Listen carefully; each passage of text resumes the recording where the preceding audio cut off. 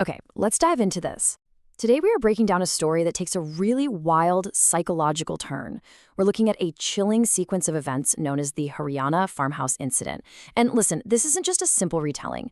We're going to dissect the anatomy of a deep deception step by step to figure out exactly what happened on one incredibly dark night. So what is scarier than a ghost? It's a genuine question, and I want you to keep it in the back of your mind as we go through this explainer. Our source material today takes us back to the 1990s in India. At first glance, it presents all the classic, terrifying elements of a supernatural haunting. But as we unpack the events, you'll see that the supernatural stuff, that just becomes a smokescreen for something profoundly more terrifying. Let's meet our two central figures. On one side, we have Raghav Malik. He's a highly successful businessman with properties worth millions, living comfortably in Delhi with his wife Mahoni. Now, crucially, as the source notes, Raghav has a severely weak heart and a long history of cardiac issues. Keep that in mind, it's absolutely crucial later.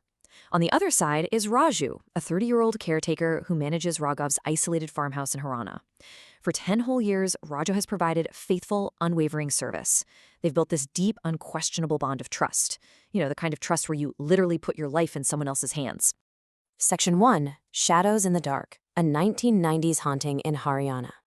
We find ourselves at this isolated property situated miles away from anyone, right between Sonipat and Panipat. And the catalyst for our whole story is surprisingly mundane, an upcoming scheduled power outage. Raghav gets a formal notice from the local electricity department. From exactly 9 p.m. to 3 a.m., there's going to be a complete grid shutdown in the area. We're talking total, suffocating darkness. So Raghav instructs his loyal caretaker, Raju, to head into town before sunset to buy emergency flashlights and supplies. This establishes a strict 6-hour window of absolute vulnerability for whoever happens to be on the property. But things start to go sideways before the lights even officially go out. Imagine the sheer isolation of a rural farmhouse in the 90s. No smartphones, no neighbors, just endless fields. According to the source narrative, as Raju returns from town at dusk, the atmosphere shifts. He begins to feel this intense, unseen presence pressing in on him. He starts hearing unexplained footsteps crunching in the dirt. As he hurries to lock the heavy gates and prepare dinner, the isolation just amplifies his rising panic. He can feel someone or something pacing restlessly right outside the windows. Then the tension completely shatters. Raju steps outside into the cooling air just to wash his hands, and suddenly the power cuts out a bit early. He's scrambling in the pitch black, hands literally shaking as he turns on one of his new emergency flashlights. The harsh, sudden beam of light cuts through the darkness and lands on a horrifying vision right by the edge of the fields. A headless woman standing perfectly still in the dark. Terrified out of his mind, he sprints back, barricades himself in the barn, and makes a panicked, desperate call to Raghav, just begging for him to come. Raghav, genuinely concerned for the guy who's been by his side for 10 years, immediately drives up from the city. He arrives to find the normally welcoming farmhouse dead silent. After searching, he eventually finds Raju trembling violently out in the barn. Raghav tries to be the voice of reason, right? Kind of brushing it off as rural paranoia. But when Raghav steps inside the main house to get some rest, well, things change. The heavy silence is broken by the sound of shattering glass. He catches a glimpse of a shadowy figure darting across the hallway. The power officially dies at 9 p.m., plunging them into total darkness. And then he hears it, cold, disembodied laughter echoing in the empty hall. Terrified, Raghav realizes he left his car keys in the bedroom. As he nervously creeps back through the pitch-black kitchen to get them, a figure steps right in front of him. The sheer shock is just too much for his weak heart. Raghav collapses, fainting right there on the floor. Section 2, the 3 a.m. twist, from supernatural to true crime. It is 2:50 a.m. Raghav slowly regains consciousness on the cold kitchen floor. He checks his watch in the dim moonlight. His chest is incredibly tight, he is weak, totally disoriented, and the power is still out. The heavy darkness is just pressing down on him. But as his senses slowly return, he hears a voice. Someone is standing just a few feet away in the blackness, talking quietly on a mobile phone. And out of the dark, this is what he hears. "Madam, I could only make him faint. Should I bury him in the field?" The realization hits him like a freight train.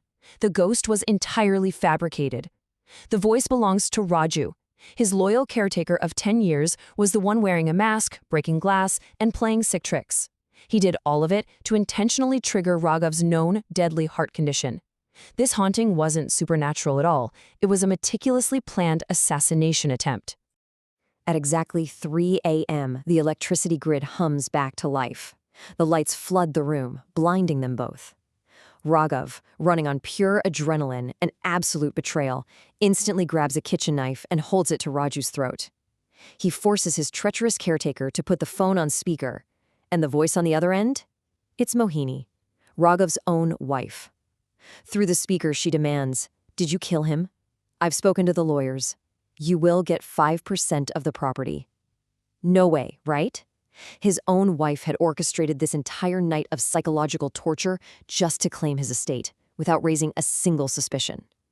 Section 3. The deadly countertrap, the masterstroke. Now, what's really interesting about this slide is how Raghava outsmarts his betrayers. So Raghav doesn't panic. He doesn't scream, and he definitely doesn't call the cops. Instead, recognizing he holds all the cards in this terrifying moment, he orchestrates one of the most cold-blooded counter-traps imaginable. Knowing Mohini is currently driving to the farmhouse to check on the deed herself, Raghav calmly offers Raju a better deal. He promises him a 10% share of the property instead of Mohini's measly 5%. In exchange, he commands Raju to eliminate Mohini the exact second she walks through the door. Raju, driven entirely by blind greed at this point, agrees without hesitation. Which brings us to the final, absolutely brilliant step of Raghav's trap. An hour and a half later, the sound of tires crunches on the gravel. Mohini arrives. As she walks through the door, a cruel smile on her face as she begins to mock Raghav, Raju steps from the shadows and instantly drives a knife through her chest. As Mohini collapses to the floor, Raju turns to Raghav, wiping the blade, fully expecting his massive 10% reward. But Raghav just looks at him, totally unbothered, and delivers this line. "I finalized the deal for this farmhouse a week ago. This farmhouse isn't even mine." He had already sold the very property Raju just committed murder for. There was no inheritance left to give. Section 4. The ultimate cost of greed. The aftermath. Let's look at the brutal final tally of that night. Raghav simply walked out to his car and drove back to Delhi, leaving an absolute trail of devastation behind him. Mohini is deceased, betrayed by her own hired hand. Raju is also deceased, crushed by the immense guilt of betraying his master of 10 years and committing a horrific murder for absolutely nothing. The source reports he took his own life shortly after. And Raghav? He walked away completely free. When the dust settled, the public and the authorities just assumed Raju and Mohini were having an illicit affair that ended in a tragic murder-suicide. Raghav was entirely cleared of any suspicion. The original source of this incredible story leaves us with a profound philosophical thought. Greed is a lot like sugar. It's enjoyable in moderation, giving you a quick rush, but it is absolutely lethal and destructive when consumed in excess. Mohini's intense greed for immense wealth and Raj's greed for a sudden, unearned payout completely blinded them to reality. It destroyed them both in a matter of hours, while leaving the man they actively sought to victimize totally unscathed. Unchecked human greed, not a headless woman, was the true phantom haunting that farmhouse. So, I want to leave you with a question today. If the ghost wasn't real, who was the true monster in the dark? Was it Mohini for her incredibly cruel betrayal of her husband? Was it Raju for his easily bought loyalty? Or was it Raghav for his chilling, highly calculated, and lethal revenge? This explainer really shows us that sometimes human nature is far darker than any supernatural tale. Keep questioning what you see, and I'll catch you in the next explainer.